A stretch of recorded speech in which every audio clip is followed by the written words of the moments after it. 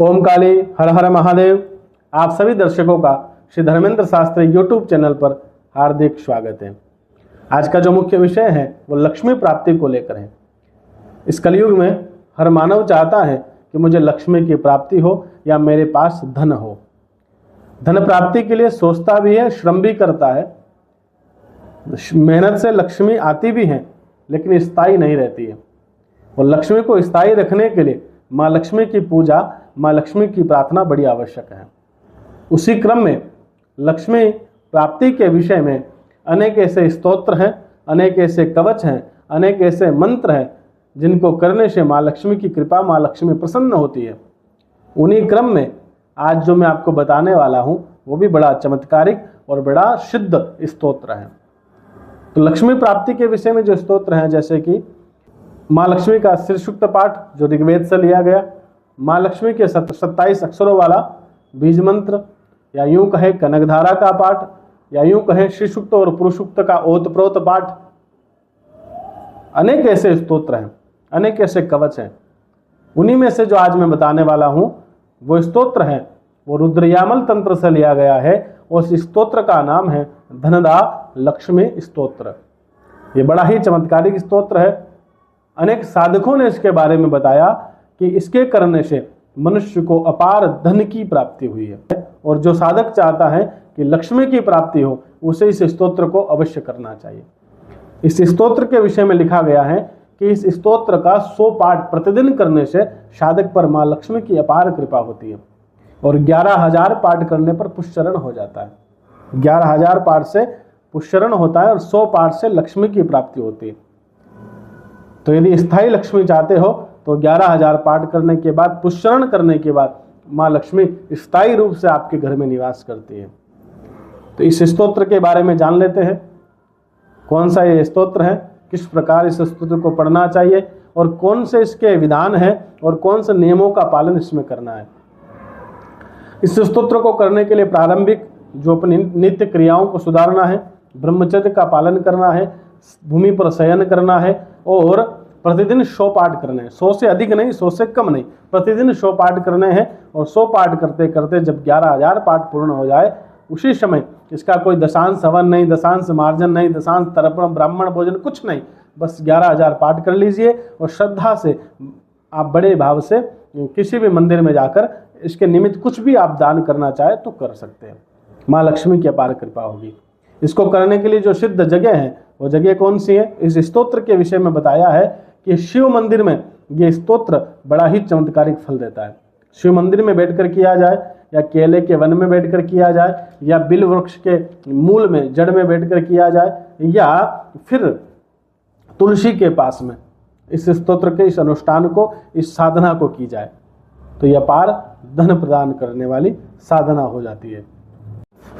इस स्तोत्र का पाठ करने से घर की दरिद्रता का नाश होता है और माँ लक्ष्मी की अनंत कृपा हर साधक, हर जीव के ऊपर होती है। तो इस स्तोत्र का प्रतिदिन हर गृहस्थी को, हर साधक को एक पाठ अवश्य करना चाहिए। और इसकी जो फलश्रुति है वो बाद में हम जानेंगे, पहले हम इस स्तोत्र को सुन लेते हैं, समझ लेते हैं। तो आइए प्रारंभ करते हैं धनदा लक्ष्मी स्तोत्र। ओम श्री महालक्ष्मी नमो नमः। धन दे धन पे देवी, दानशीले दया करे, त्वं प्रसीद महेशानि, यदर्थं प्रार्थयाम्यहम्। धरामर प्रिये पुण्ये, धन्ये धनद पूजिते, सुधनं धार्मिकं देहि यजमानाय सत्वरम्। रम्ये रुद्रप्रिये पर्णे, रामरूपे हृदे प्रिये, शिखा सख्य मनोमूर्ते, प्रसीद प्रणते मयि। आरक्त चरणाम्भोजे, सिद्धि सर्वार्थदायिने, दिव्यांबरधरे दिव्ये, दिव्यमालानुशोभिते, समस्त गुण संपन्ने, सर्वलक्षण लक्षिते, सरश्चंद्रमुखे नीले, नीलनीरदलोचने, चंचुरी गजमुचारु, श्रीहार कुटिलालके, दिव्ये दिव्यवरे श्रीदे, कलकंठरामृते, हासावलोकेन दिव्ये, भक्तचिंतापहारके, रूपलावण्य तारुण्यम, कारुण्य गुणभाजने, कुणत कंकण मंजिरे, रसलीला कराम्बुजे, तदव्यक्त महतत्वे, धर्माधारे धरालये प्रयच्छ यजमानाय धनधर्मेकसाधनं मातस्त्वं वायुलिम्बेन ददस्त जगदम्बिके कृपाब्धे करुणागारे पार्थये चाशुसिद्धये वसुदेव सुधारूपे वसुवासवन्दिते पार्थिने च धनं देहि वरदे वरदा भव ब्रह्मणा ब्राह्मणे पूज्या त्वया च शङ्करं यथा श्रीकरे शङ्करे श्रीदे प्रसीद मयि किङ्करे स्तोत्रदारिद्र्ये कृष्टार्थ शमन सुदनं प्रदं पार्वतीश प्रसादेन सुरेश किङ्करे स्थितं महाप्रयच्छ मातस्त्व त्वमाह शरणं गतः। ओम श्री महालक्ष्मी नमो नमः। इस प्रकार इस स्तोत्र का पाठ सभी साधकों को करना चाहिए और इसकी जो फलश्रुति है उसमें लिखा है कि यह स्तोत्र स्वयं धनदा द्वारा कथित है। इसकी फलश्रुति में कहा गया है कि इसके पाठ से धनलाभ, दारिद्रता का नाश और सभी प्रकार के सुखों की प्राप्ति होती है। यह भगवती धनदा लक्ष्मी कामधेनु स्वरूप है, जो भी मांगोगे तुरंत प्राप्त होता है।